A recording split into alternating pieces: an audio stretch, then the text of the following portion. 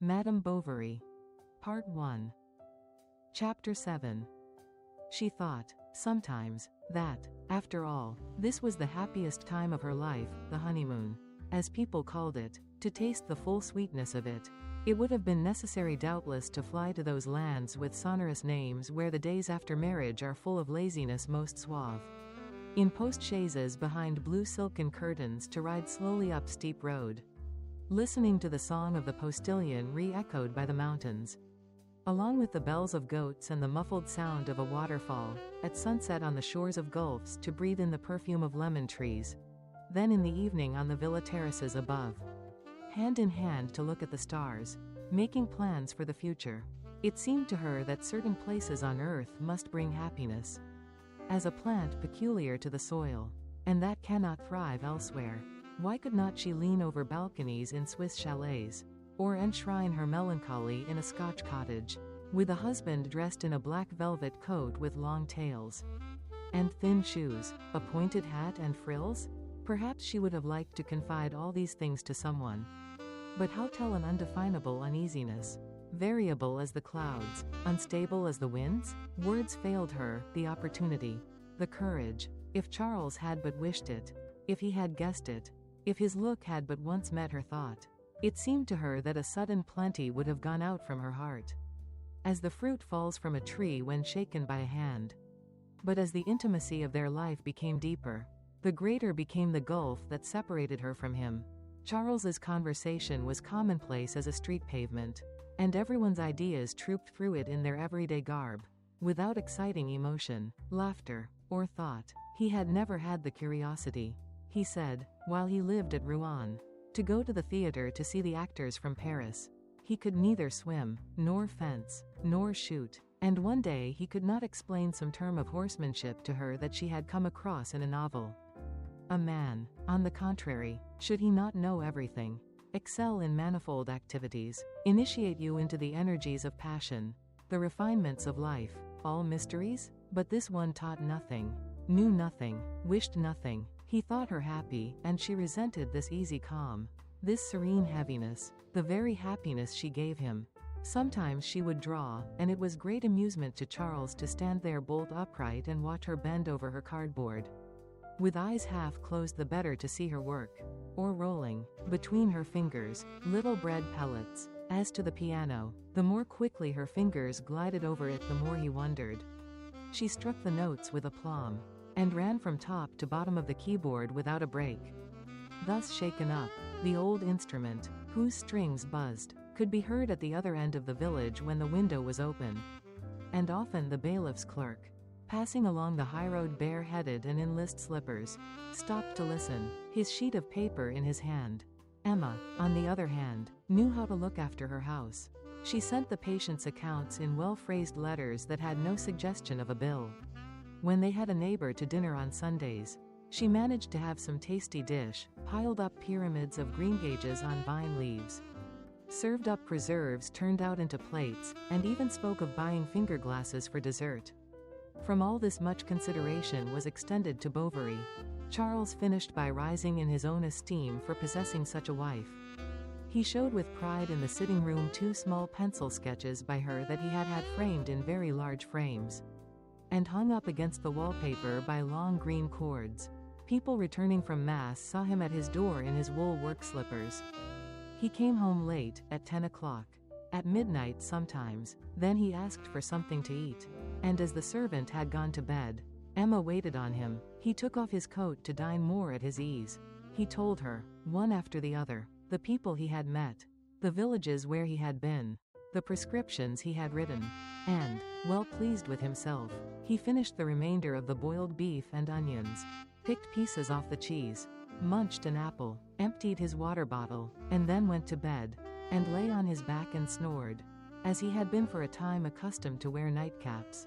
His handkerchief would not keep down over his ears, so that his hair in the morning was all tumbled pell-mell about his face and whitened with the feathers of the pillow, whose strings came untied during the night.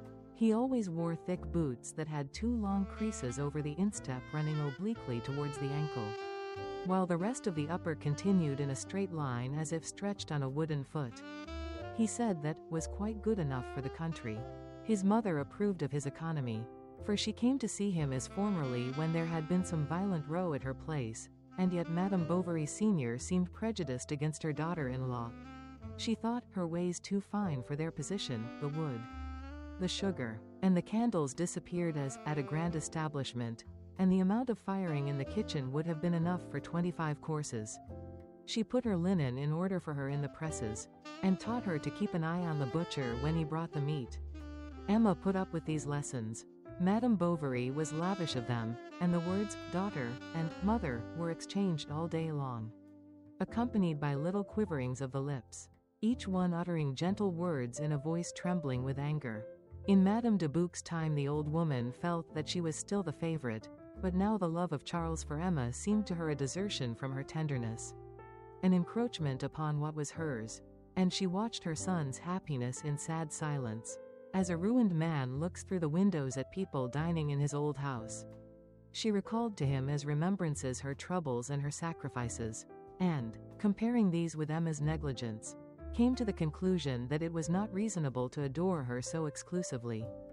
Charles knew not what to answer. He respected his mother, and he loved his wife infinitely. He considered the judgment of the one infallible, and yet he thought the conduct of the other irreproachable. When Madame Bovary had gone, he tried timidly and in the same terms to hazard one or two of the more anodyne observations he had heard from his mamma. Emma proved to him with a word that he was mistaken, and sent him off to his patients. And yet, in accord with theories she believed right, she wanted to make herself in love with him. By moonlight in the garden she recited all the passionate rhymes she knew by heart, and, sighing, sang to him many melancholy adagios, but she found herself as calm after as before. And Charles seemed no more amorous and no more moved, when she had thus for a while struck the flint on her heart without getting a spark. Incapable, moreover, of understanding what she did not experience as of believing anything that did not present itself in conventional forms, she persuaded herself without difficulty that Charles's passion was nothing very exorbitant. His outbursts became regular. He embraced her at certain fixed times. It was one habit among other habits, and, like a dessert, looked forward to after the monotony of dinner. A gamekeeper, cured by the doctor of inflammation of the lungs, had given Madame a little Italian greyhound. She took her out walking, for she went out sometimes in order to be alone for a moment, and not to see before her eyes the eternal garden and the dusty road. She went as far as the beeches of Banville, near the deserted pavilion which forms an angle of the wall on the side of the country. Amidst the vegetation of the ditch there are long reeds with leaves that cut you. She began by looking round her to see if nothing had changed since last she had been there. She found again in the same places the foxgloves and wallflowers, the beds of nettles growing round the big stones, and the patches of lichen along the 3 windows, whose shutters, always closed, were rotting away on their rusty iron bars. Her thoughts, aimless at first, wandered at random, like her greyhound, who ran round and round in the fields, yelping after the yellow butterflies, chasing the shrew mice, or nibbling the poppies on the edge of a cornfield. Then gradually her ideas took definite shape, and, sitting on the grass that she dug up with little prods of her sunshade, Emma repeated to herself, "Good heavens, why did I marry?" She asked herself if by some other chance combination it would have not been possible to meet another man, and she tried to imagine what would have been these unrealized events. This different life, this unknown husband, all, surely, could not be like this one.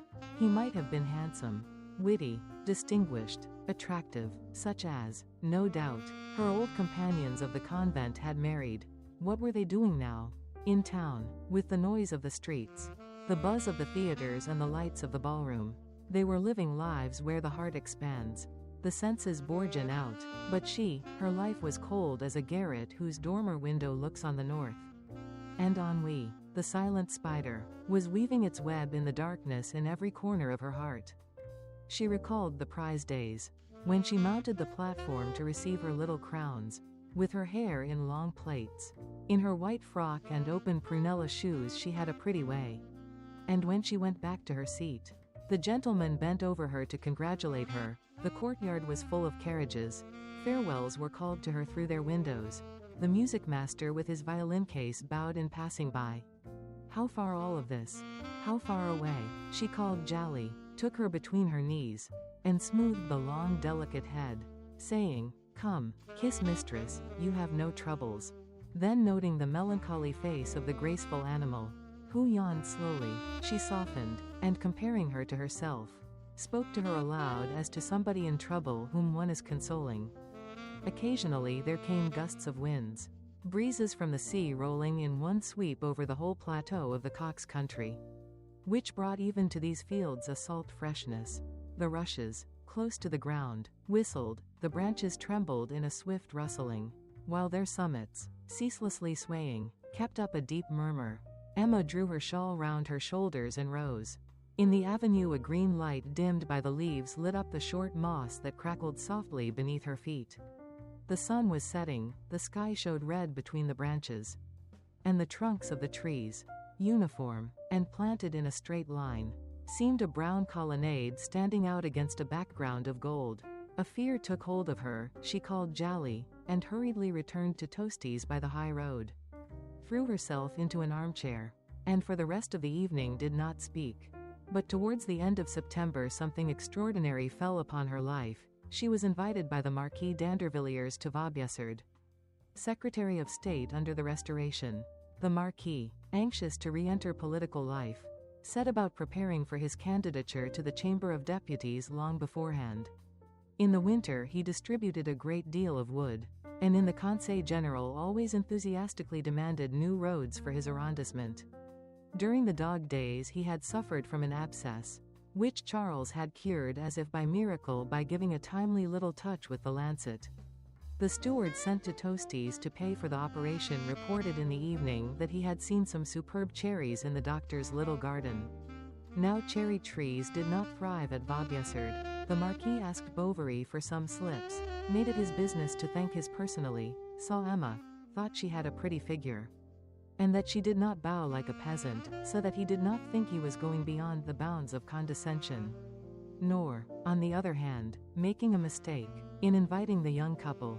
On Wednesday at 3 o'clock, Monsieur and Madame Bovary, seated in their dog-cart, set out for Vaubyessard, with a great trunk strapped on behind and a bonnet box in front of the apron.